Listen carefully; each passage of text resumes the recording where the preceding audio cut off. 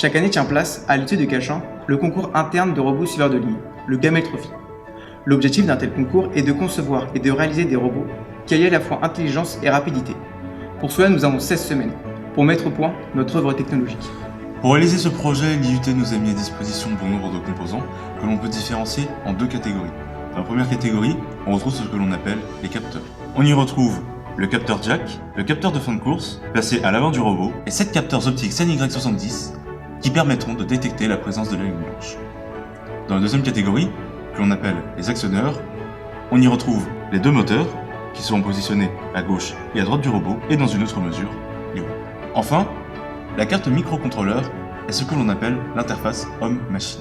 Véritable cerveau de notre robot, elle interprète les informations des capteurs et envoie les ordres aux actionneurs. Pour faire fonctionner l'ensemble, nous utiliserons une batterie de 12 volts. C'est le cœur de notre robot.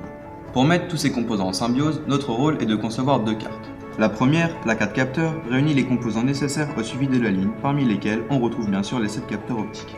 La seconde, la carte puissance, réunit les capteurs de fin de course et le jack. Sa mission est d'assurer le bon fonctionnement des moteurs en délivrant la puissance adéquate. Enfin, nous avons également besoin de programmer l'intégralité du système pour que ce dernier puisse interagir correctement avec le monde extérieur.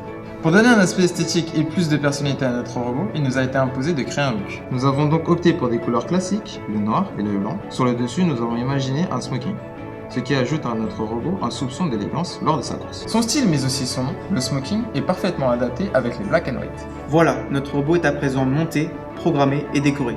Il peut maintenant prendre son envol.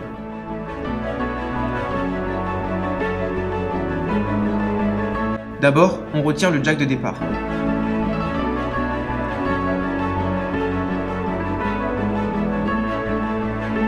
Ça y est, notre robot se aligne à la perfection. Il prend les virages avec élégance, finesse et fluidité.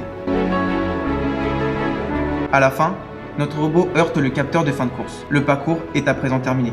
L'équipe des Black & White remercie infiniment l'IUT de Cachan pour nous avoir fait découvrir ce merveilleux projet, et en particulier l'équipe éducative, Madame Lallemand en culture communication, et en études et réalisations, Monsieur Le Chenadec.